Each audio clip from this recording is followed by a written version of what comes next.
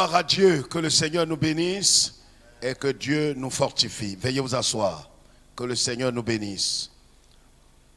Habakkuk chapitre 3, Habakkuk chapitre 3, Habakkuk c'est dans l'Ancien Testament. Habakkuk chapitre 3, le verset 17 jusqu'au verset 19. Habakkuk chapitre 3, verset 17.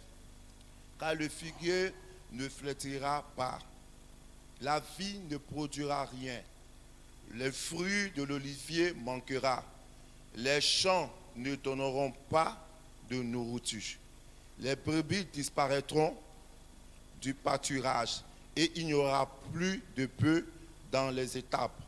Verset 18. Toutefois, je veux me réjouir en l'Éternel, je veux me réjouir dans le Dieu de mon salut. L'Éternel, le Seigneur, est ma force. Il rend mes pieds semblables à ceux des brebis. Et il me fait marcher sur les eaux, sur les lieux élevés. Amen. Que Dieu nous bénisse. Voilà ce que déclare le prophète Habakkuk dans ce qu'on a appelé la complainte du prophète. Vous savez tous que le prophète Habakkuk est un prophète important, un prophète qui a expliqué pas mal de choses, qui a donné 5 mises en garde solennelles, et malheureusement Judas, qui est une composante du peuple de Dieu, n'a pas pris véritablement cela en considération. Et le malheur qui devrait arriver est arrivé. Vous savez tous avec moi que à un certain moment de la marche, de la foi chrétienne, il arrive des fois des événements difficiles, voire, selon la pensée humaine, impossibles à surmonter. Le prophète ici, quand vous lirez au chapitre 1, il est dit, oracle révélé à Habakkuk le prophète. Il dit à Dieu, jusqu'à quand, ô Éternel, j'ai crié et tu ne m'écoutes pas. Il dit, jusqu'à quand, ô Éternel, j'ai crié vers toi, j'ai invoqué ton nom,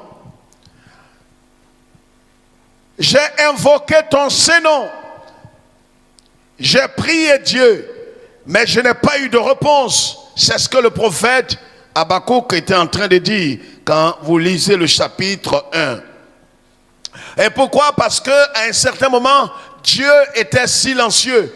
Et vous savez, dans la marche chrétienne, frères et sœurs, il arrive des fois où Dieu sera silencieux sur votre cas. Où vous êtes face à une épreuve, à une difficulté. Et vous avez l'impression que Dieu ne vous écoute pas, ou Dieu ne vous entend pas. Bien sûr qu'il vous entend, mais il peut ne pas répondre.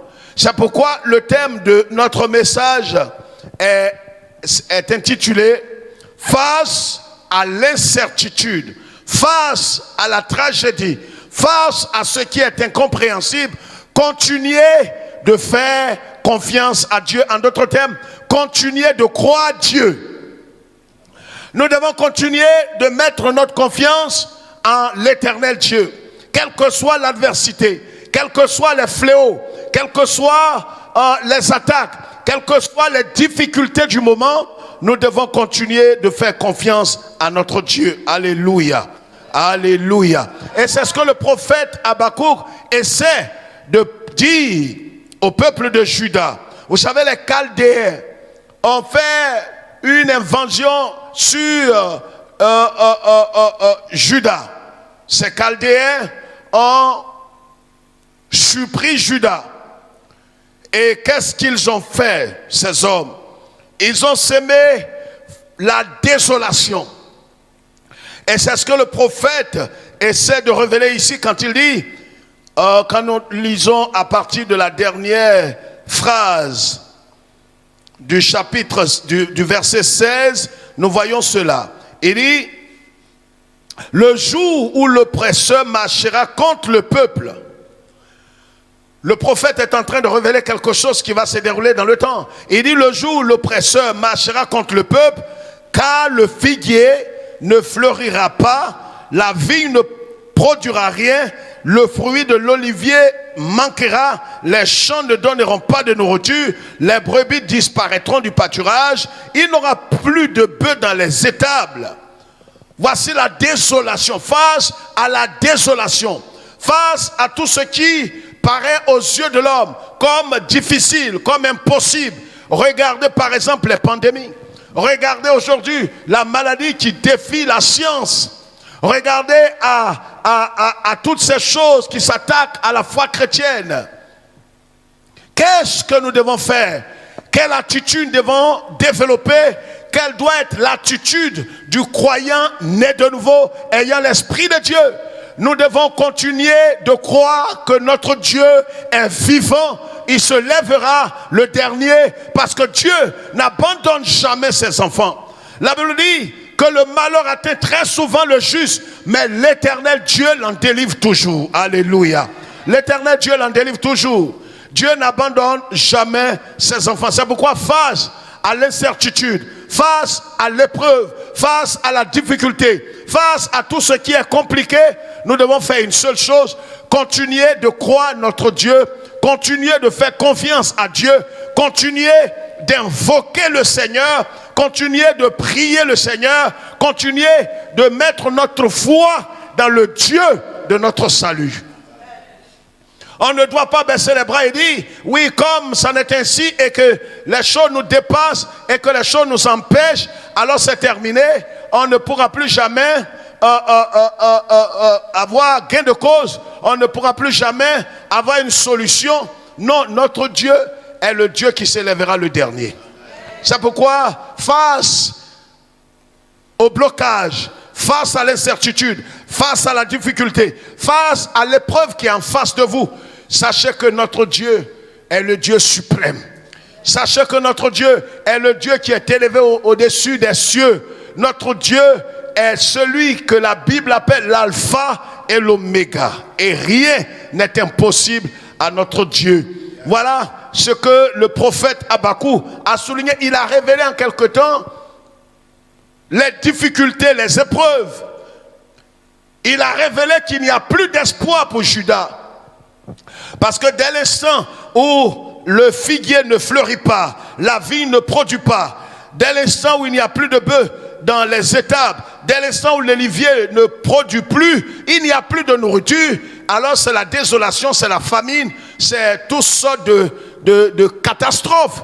C'est pourquoi face à la catastrophe qui est en face de vous, face à ce que vous êtes en train de vivre dans votre foyer, dans votre maison, dans votre pays, dans votre continent, il y a une seule chose, c'est de ne pas baisser les bras, c'est de continuer de croire que notre Dieu est vivant. Il se lèvera le dernier, il abaissera nos ennemis, il dispersera nos ennemis, il nous donnera la solution.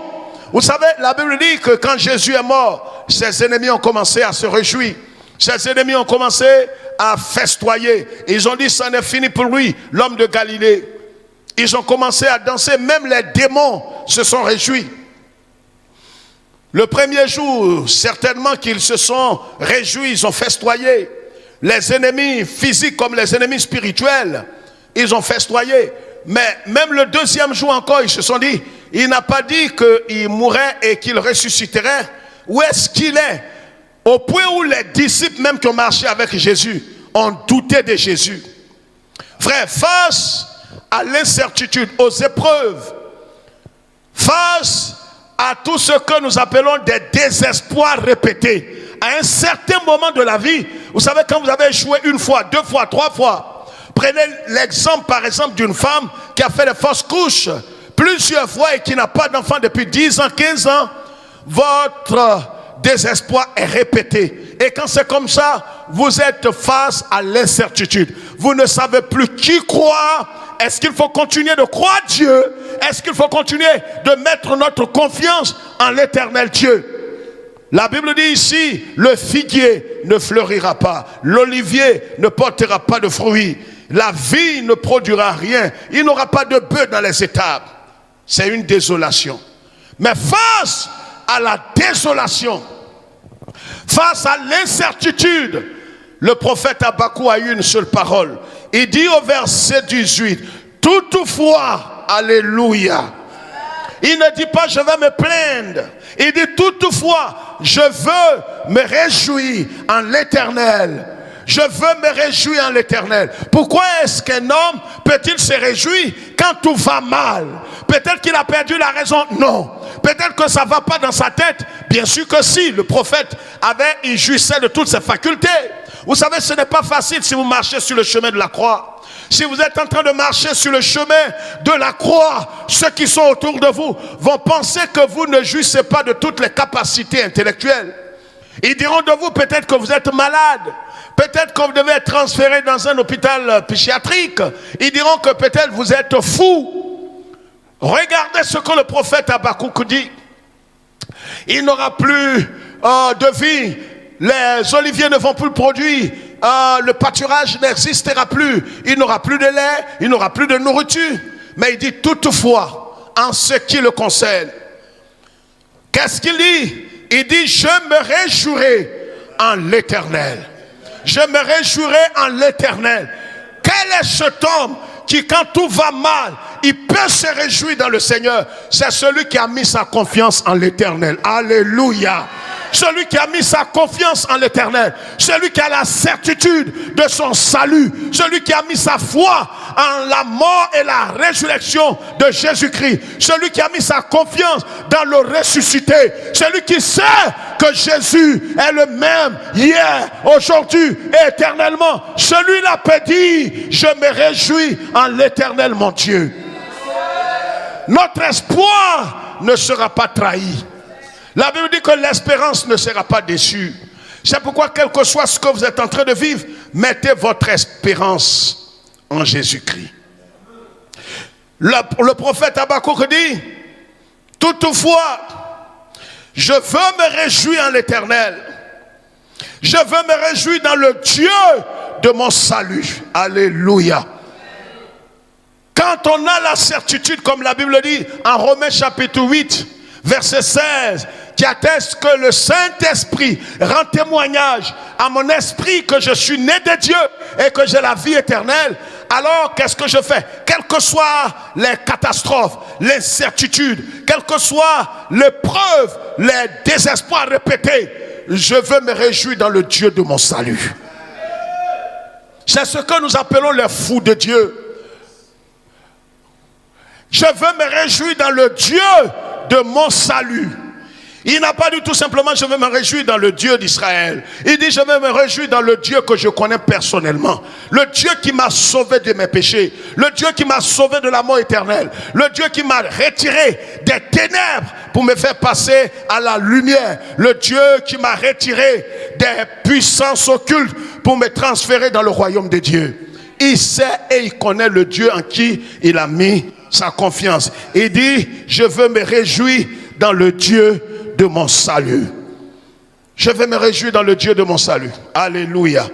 Quel que soit ce que vous êtes en train de vivre, peut-être vous êtes confiné quelque part, peut-être qu'on a analysé une maladie ou bien on a détecté peut-être une maladie, peut-être que vous vivez une expérience particulière.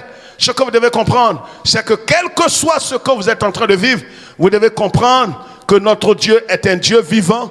Et comme le prophète Habakkuk le dit, je veux me réjouir dans le Dieu de mon salut. Je veux me réjouir dans le Dieu de mon salut. Et il dit l'Éternel, le Seigneur est ma force. Alléluia. Il dit le Seigneur l'Éternel est ma force. C'est important de comprendre cela. Frères et sœurs, qu'est-ce qui fait notre force? Qu'est-ce qui fait ta force? Est-ce ton argent? Est-ce tes biens? Est-ce ta fortune? Le prophète Habakkuk dit, quand tout ira mal, quand ce sera la désolation, quand je fais face à l'incertitude, l'Éternel Dieu est ma force. L'Éternel Dieu est ma force. C'est pourquoi nous pourrons dire avec Néhémie, cet homme Néhémie, en Néhémie chapitre 8, nous disons que la joie du Seigneur est fait ma force. La joie du Seigneur fait ma... Il dit ici l'Éternel, le Seigneur est ma force. Il ne demande pas à ce que le Seigneur lui donne la force. Il demande à ce qu'il confesse de sa bouche que l'Éternel Dieu est sa force. Si le Seigneur est votre force, vous allez triompher. Si le Seigneur est votre force, vous allez traverser la vallée de la mort. Vous allez traverser les moments difficiles. Vous allez traverser cette épreuve. Vous allez traverser cette humiliation. Vous allez traverser tout ce que l'on est en train de dire de vous. Vous traverserez la vallée. Vous ne resterez pas dans la vallée. Vous la traverserez. Alléluia. Vous traverserez la vallée. Quand le psalmiste David dit « L'Éternel est mon berger, je ne manquerai de rien », il sait de quoi il parle. Il dit l'Éternel, il affirme, il dit l'Éternel est mon berger. Il a toute cette certitude. Il voit l'Éternel comme son berger, l'Éternel le voit comme sa brebis. Et un bon berger prend soin de sa brebis. Alors quand Habakkuk dit ici, l'Éternel, le Seigneur est ma force, quand face à l'incertitude, à la désolation, face au désespoir répété, des échecs répétés, des fausses couches, à l'échec répété, quand vous n'avez plus d'espoir, vous devez savoir une chose comme le prophète Habakkuk et confesser de tout votre cœur sans hypocrisie que le Seigneur éternel, je ne te demande pas de me donner la force, mais sois ma force toi-même. Sois ma force toi-même. Et si le Seigneur l'Éternel est ta force, alors il va rendre tes pieds semblables à quoi? À ceux des biches. Tes pieds seront inébranlables, tes pieds seront focalisés, seront enracinés. Le Seigneur lui-même guidera tes pas partout où tu iras. Pour le travail, pour le voyage, il guidera tes pas. Et quand il dit ici, il rend mes pieds semblables. Mes pieds semblables à quoi? À ceux des biches. C'est l'image de la rapidité, de la force que le prophète veut puiser en Dieu. Il dit, il rend mes pieds. C'est pas que lui, prophète Habakkuk, va rendre ses pieds. Mais Dieu, qui est sa force, va rendre ses pieds comme les pieds des biches. Voyez, les gens peuvent dire que tu es en retard. Mais si l'Éternel Dieu devient ta force, face à l'adversité, face à l'épreuve, face au désespoir répété, quand Dieu rendra tes pieds comme ceux des biches, ce que tu as perdu, l'Éternel Dieu te fera rattraper ça. Parce que les biches courent très vite. C'est l'image de la rapidité, de la force que le prophète va puiser en l'Éternel Dieu. Je vais te dire aujourd'hui que si l'Éternel est ta force, si face à l'incertitude, face au désespoir, tu continues de croire Dieu, si tu n'es pas déçu, si tu ne baisses pas les bras, que tu continues de faire confiance à Jésus-Christ, tu continues de dire c'est vrai Seigneur, il y a eu des échecs, il y a eu toutes sortes de désolations, il y a eu toutes sortes d'abattements, mais Seigneur, je veux continuer de te faire confiance, je veux toujours te croire.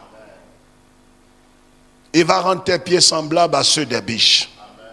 Non seulement il va te rendre rapide, mais il te donnera la capacité surnaturelle. Amen. Il arrivera que ce que peut-être certains ont fait en 10 ans, Dieu dans son amour peut te faire ça en 2 jours. Il a le pouvoir de le faire. Ce que d'autres ont acquis en 10 ans, Dieu dans son amour peut te donner ça en 1 an. En 1 an, Dieu est capable de tout. C'est pourquoi continuons de croire Dieu. Continuons de faire confiance au Seigneur Jésus-Christ. Mettons notre confiance en... Les gens peuvent dire, les gens de ta famille peuvent te traiter comme un moins que rien. Ils peuvent t'insulter. Parce qu'humainement parlant, on te dit, mais où est ton Dieu? Si Dieu est avec toi, où est ton enfant? Où est ton mari? Où est ta fortune? Où est ta maison? Face à tes questions, tu n'as pas de mots. Face à l'incertitude, tu n'as pas de parole. Mais continue de croire l'Éternel Dieu. Dieu ne va pas te décevoir. Il termine en disant, il rend mes pieds semblables à ceux des biches. Il me fait marcher Nous avons marché nous-mêmes. Mais voyez, quand l'Éternel Dieu devient ta force, c'est lui-même qui te fait marcher. Alléluia. Il me fait marcher. Si Dieu te fait marcher, c'est que ta marche est sécurisée, c'est que ta marche est bouclée, c'est que ta marche est tranquillisée, c'est que ta marche est sûre, c'est que ta marche arrivera, c'est que ta marche aboutira à bon port. Alléluia. Quand Dieu te fait marcher, c'est que tu arriveras à bon port. On a marché de nous-mêmes, mais maintenant que l'Éternel est notre force, c'est lui qui nous fait marcher. Et le prophète Habakkuk dit, il me fait marcher sur les lieux élevés. Ce n'est pas dans les bassesses que Dieu va te faire marcher. Dieu va te faire marcher dans les lieux élevés. Il va te conduire là où Dieu te conduit. C'est pourquoi, pour qu'il te conduise, il faut te laisser conduire. Parce que Dieu, quand il décidera de te conduire, de t'amener sur un sentier, un lieu peut-être que tu n'apprécieras pas, laisse-le faire. Laisse-le faire. Et pour le laisser faire, il faut forcément renoncer à toi. Il faut que tu renonces à ta volonté propre et que tu laisses la volonté de notre Seigneur Jésus-Christ être manifestée dans ta vie.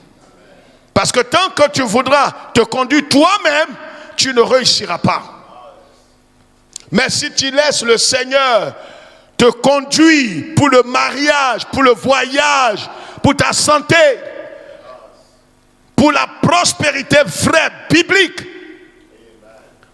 Dieu t'amènera jusqu'à bon port. Souvent nous voulons nous-mêmes nous bâtir, nous voulons nous-mêmes marcher. On dit je suis grand, c'est pas quelqu'un qui va me faire marcher. Non, quel que soit notre âge, notre taille, on ne peut pas marcher nous-mêmes. Le Seigneur maintenant va nous faire marcher et il nous fera marcher sur les lieux élevés. Lisons le psaume. 2 psaumes pour terminer. Le psaume 31, que je vais lire, le psaume 31.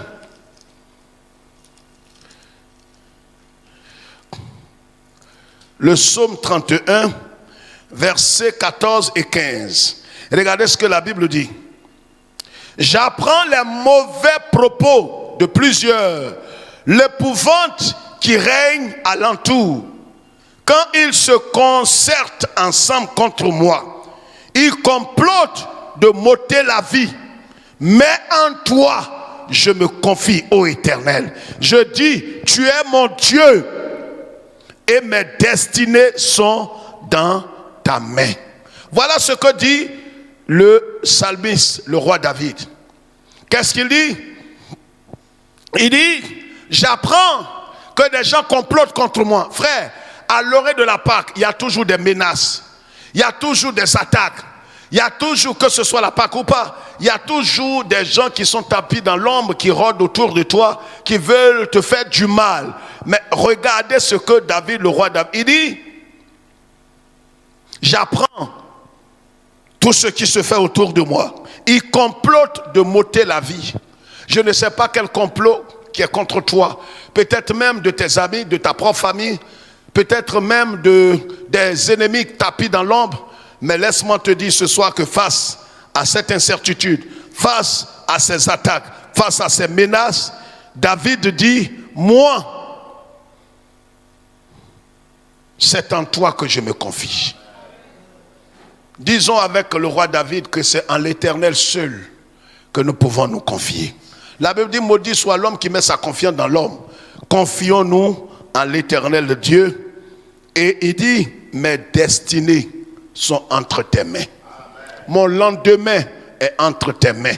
Ma vie, ma famille, mes enfants, mon mari, ma femme, ma famille est entre tes mains. Mon avenir ne dépend pas de mes forces. Mon avenir ne dépend pas de ma capacité. Mon avenir ne dépend pas de mon intelligence. Mon avenir est entre tes mains.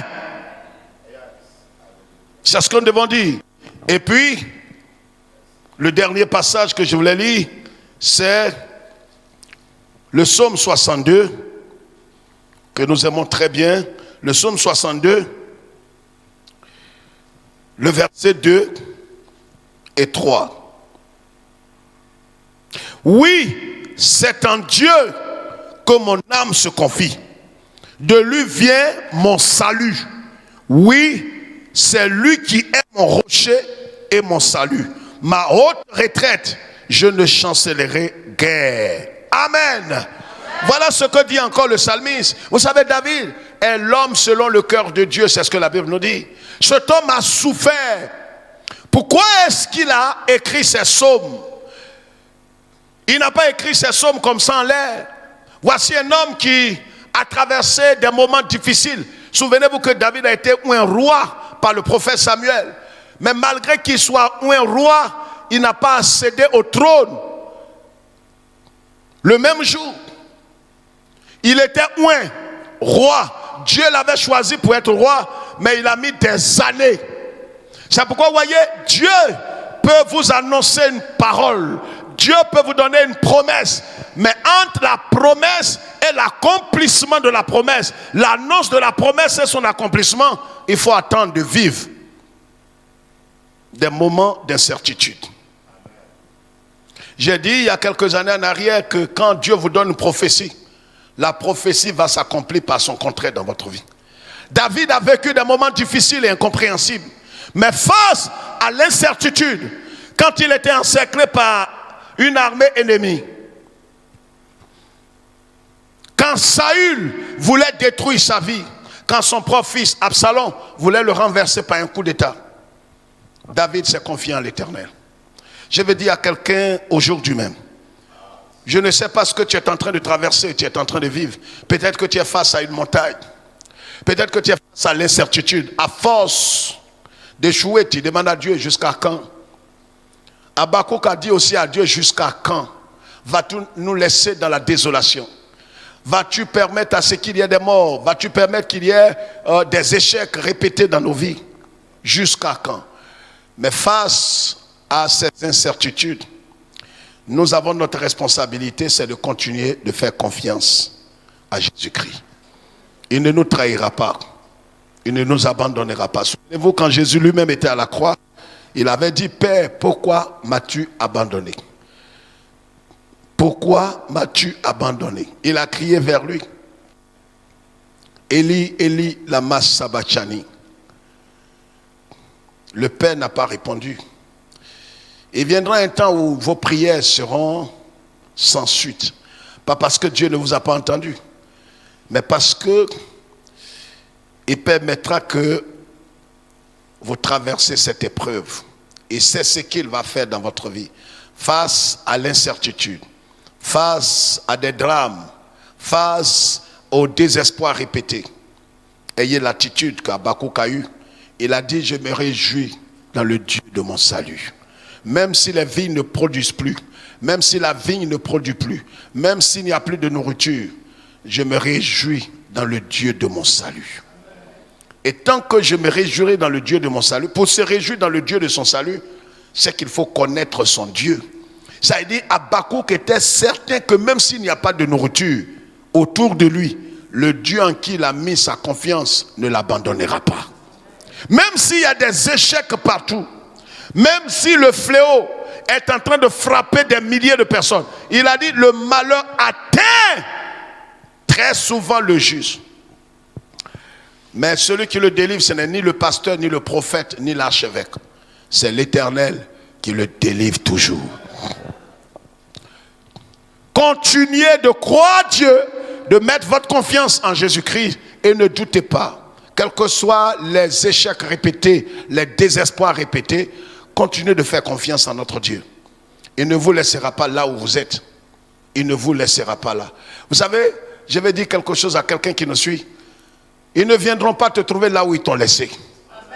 L'histoire dit que les parents des messieurs dans la Bible, en Jean, ils venaient déposer ce paralytique devant le temple. Chaque jour, ils demandaient l'aumône, Et un jour, Pierre et Jean montaient au temple pour prier. Et ils ont trouvé cet homme, il leur a demandé de l'argent, donnez-moi de l'argent. Ils lui ont dit, messieurs, nous n'avons ni or ni argent. Ce que nous avons et dont nous avons la certitude, dont nous avons expérimenté le pouvoir et la puissance, c'est le nom de Jésus. Au nom de Jésus-Christ de Nazareth, lève-toi et marche. ce monsieur qui était paralysé depuis des années, ses parents venaient le déposer ou ses amis venaient le déposer dans le même endroit. La Bible dit d'un bond il s'est levé, il est rentré dans la synagogue, il a adoré Dieu, il a béni le Seigneur. Certainement que le soir où ses amis viennent le chercher, ils sont venus le chercher, ils ne l'ont pas trouvé là où il l'avait déposé. Je vais dire à quelqu'un, tes ennemis ne te retrouveront pas là où ils t'ont laissé. Oh, je dis, ils ne te retrouveront pas là où ils t'ont laissé. Ils te retrouveront dans les lieux élevés, dans les lieux bénis, dans les lieux plus bénis et plus prospères que là où ils t'ont laissé. C'est pourquoi ils peuvent te dévancer dans la bénédiction, ils peuvent te dévancer dans beaucoup de choses. Ils peuvent se moquer de toi, dire, toi qui vis la sanctification, toi qui prétends vivre la sainteté, où est ton mari, où est ton enfant, où est ta maison, où est ta fortune, où est même ton travail? Ils peuvent te défier. C'est ça l'incertitude. Mais laisse-moi te dire, sois focalisé sur Jésus. Sa volonté s'accomplira en son temps dans ta vie. Autant Kairos, le Seigneur te visitera. David dit, oui, c'est en Dieu que mon âme se confie. C'est en Dieu que mon âme ne se confie pas dans l'église. Mon âme ne se confie pas dans un homme. Mon âme ne se confie pas dans un prophète à qui je vais donner de l'argent. Mon âme se confie en Jésus-Christ. C'est lui mon salut. Bien-aimés frères et sœurs, que Dieu nous bénisse et que Dieu nous fortifie, quelle que soit l'adversité, face à l'incertitude, à la menace, face au blocage répété. Ne baissons pas les bras. L'ennemi voudra que nous fermons notre cœur, que nous boudons Dieu, que nous disons, Seigneur, où est ta puissance? Tu dis, tu es avec nous. Mais pourquoi il y a eu tel événement, il y a eu telle tragédie, il y a eu telle mort, il y a eu tel échec, il y a eu tel incident? Où es-tu? Notre Dieu est vivant. Quelles que soient les calamités, continuons d'avoir les yeux focalisés sur lui. Et il nous relèvera au temps convenable et son nom seul sera glorifié. Je reconnais, on va se lever, que tu peux tout. C'est vrai et que rien ne t'est. Est-ce qu'on peut lever les mains plus vers Dieu? Ible, c'est vrai, je reconnais. Oh, tu peux tout. C'est vrai et que rien ne t'est impossible. Seigneur, Seigneur, fais-moi voir. Oh, ta makatayembo shatara. Oh, Seigneur, fais-moi voir ta gloire. Oh, oui, ta oh, Seigneur, c'est vrai. Oh, Seigneur, fais-moi voir ta gloire. Oui, frères et sœurs, face à la calamité, face à la désolation, face aux menaces, face à tout ce que Satan veut nous présenter, nous croyons, comme l'apôtre Paul le dit en Romains chapitre 8, que nous sommes plus que vainqueurs par celui qui nous a aimés, plus que vainqueurs par celui qui nous a fortifiés, plus que vainqueurs par celui qui nous a sauvés à la croix du Calvaire. Bénissons le Seigneur, rendons toute la gloire à notre Dieu. Face à l'incertitude, continue de croire Dieu, continue d'aimer le Seigneur, ne baisse pas les bras, ne maudis pas Dieu, ne maudis pas Dieu, ne maudis pas Dieu, continue de croire le Seigneur, continue de faire confiance au Seigneur, continue de bénir le Seigneur, il ne t'abandonnera pas. Les hommes peuvent t'abandonner, ton mari peut t'abandonner, ta femme peut t'abandonner, les hommes peuvent t'abandonner, la société peut te rejeter, mais le Seigneur ne t'abandonnera pas. Il ne t'abandonnera pas. À toi seul toute la gloire, Seigneur. Merci, Seigneur, pour ta parole. Merci, Seigneur notre Dieu, de nous fortifier, de nous conduire et de guider nos pas Seigneur, de rendre nos pieds semblables à ceux des biches. Seigneur, de nous faire marcher sur les lieux élevés et que toute la gloire te revienne pour toujours et à jamais. Dans le nom de Jésus-Christ. Dans le nom de Jésus-Christ. Reçois la louange, reçois la gloire, reçois la vénération, Seigneur. Toi seul en es digne. Louange à toi, Seigneur. Au nom de Jésus-Christ, nous te prions. Amen. Amen. Est-ce qu'on peut pousser des cris de joie et dire Seigneur, merci. Merci, Seigneur. Merci, Seigneur. À toi seul toute la gloire, Seigneur. Oui, frères et sœurs, face à l'incertitude, ayons un seul regard, une seule focalisation. Continuons de faire confiance à Jésus. Je ne sais pas ce que tu es en train de vivre. Je ne sais pas peut-être les tonnes de prières que tu as fait monter vers Dieu qui n'ont pas encore abouti. Ne désespère pas. Ne te décourage pas et ne jette pas l'éponge. Jésus se lèvera le dernier. Il agira et tu béniras son nom. Que Dieu nous garde et vous tous qui nous suivez, que le Seigneur vous fortifie. On ne sait pas ce que vous vivez, on ne sait pas ce que vous traversez, mais notre Jésus est vivant. Ne doutez pas, peut-être que vous étiez tellement désespéré que vous n'avez plus confiance en Jésus. Vous doutez de lui, peut-être vous continuez d'aller à l'église, mais vous n'avez plus foi en lui. Continuez de croire que Jésus est vivant. Et s'élèvera le dernier. Et il ne te laissera pas dans la confusion. Que le Seigneur nous bénisse et que Dieu nous fortifie. Saluons-nous dans l'amour du Seigneur et que Dieu...